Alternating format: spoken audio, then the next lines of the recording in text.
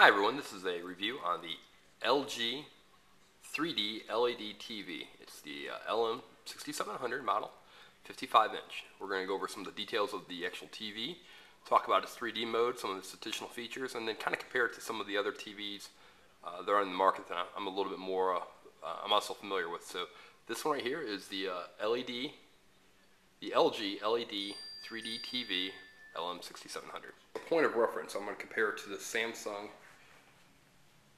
3D LED UN46-8000 television, which actually is about 2 years old, but it has a phenomenal picture. Very bright, very good.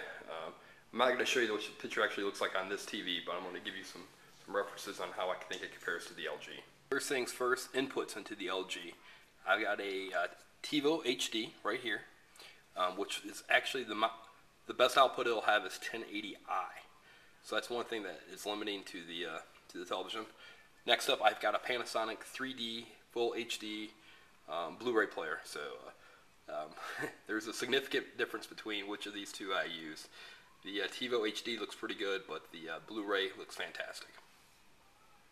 In terms of the actual TV itself, the video that's on here is kind of incidental. A couple of the points. One is that the TV is not really all that bright. Compared to my Samsung, it seems much dimmer, and since it is a bigger picture, this is a 55-inch TV, I'm using my Tivo, again it's a 1080i, it doesn't seem to have the clarity that the Samsung has. So the Samsung is a little smaller, but the overall picture on this doesn't seem to be quite as good. Now when I switch modes into a Blu-ray, again it looks a lot better. However, again, I think it's slightly below what I have with my 8000 series Samsung TV. It's still very, very good, but maybe not quite as good as what the Samsung looks like. Okay, one of the things that's really nice about this TV is the ease of use of the apps. So I hit one button on the remote, and I instantly have access to actually a large variety of apps. I've got Netflix, Hulu, Vudu, MLB TV, which actually right now is not working, which is a little bit of disappointment, YouTube, and then a variety of other things, different 3D programming that's down here. And what's nice about it is it's a real easy push of the button. So there's no menus to scroll through. It's a push of home on the remote, and you're there. So it's a real nice interface and well designed. Okay, you might have seen on the last menu in terms of how the actual remote itself works. You can see right here the little cursor that's floating around on the screen. That's because the remote works actually like a Wii remote. It fits nicely in your hand.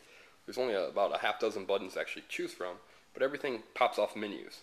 So you push a button and the menu comes up, and then you select what you want. This makes it real nice if you're trying to enter in passwords or different account names. So it's kind of a novel feature to have, and it takes a little getting used to, and so if you're a traditionalist, it might not work for you. You might not like it quite as well, but for me, it's a real unique way to control your TV. Okay, the reason why you buy a 3D television is for watching 3D content. So here are the LG passive glasses. They're very light, they don't require batteries, and they work pretty well. You get pretty good depth separation on the TV, so you can see a variety of different 3D effects.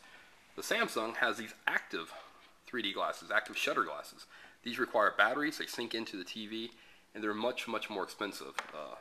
Probably several times more expensive. These are in the $70 to $80 range and up, and these are in the $20 to $30 range.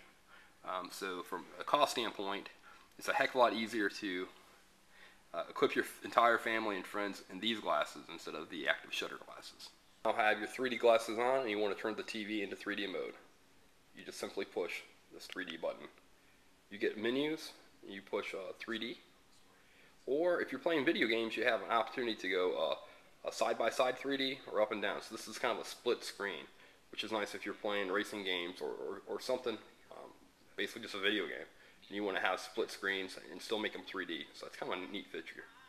But you put in 3D, the pictures instantly adjust, and depending on the show, you get a variety of different types of effects. So right here you have this is actually The Office. Again, I'm just using this for demonstration purposes.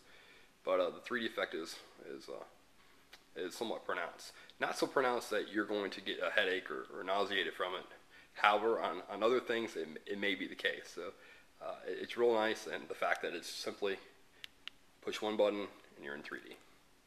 Okay, a couple more things here. The LG LM6700 has 4 HDMI inputs, 3 USB inputs, a component input, input for cable TV, an optical output for your stereo, and it also has a landline in. However, never fear, it does have a built-in network wireless capability, so you can operate just off your wireless network. Although you may get a little faster if you do go ahead and plug it straight in. So from a standpoint of number of inputs, this is pretty well adaptable to most of your home media needs. Okay, overall thickness is probably less than an inch. It's thinner than my thumb. Now what this means is that there's not a lot of room in here for speakers.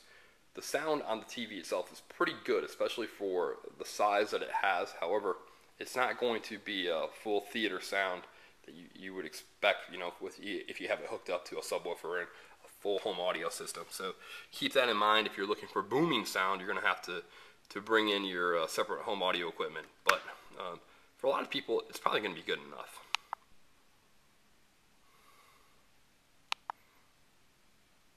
Okay, my final verdict on the LG LM6700.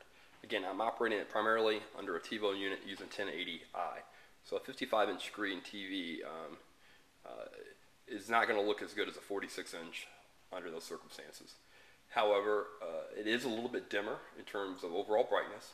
So even in 3D mode, you really need to turn the lights off and in order to fully enjoy the effect. The TV itself looks nice.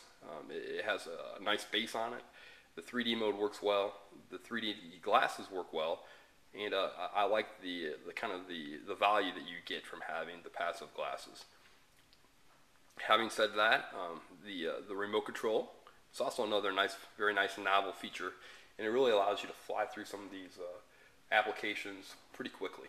So that's something that, for instance, like my Samsung TV, is kind of a pain in order to actually navigate through the variety of applications. The sound on the TV is good. You've got plenty of outputs in terms of HDMI and your optical output for your stereo. So there's really a lot to like here. So for LED 3D television, it's going to be pretty tough to beat in this price range. So with that, I'm going to give it 4.5 stars. If it was a little bit brighter, it'd be a full 5-star review.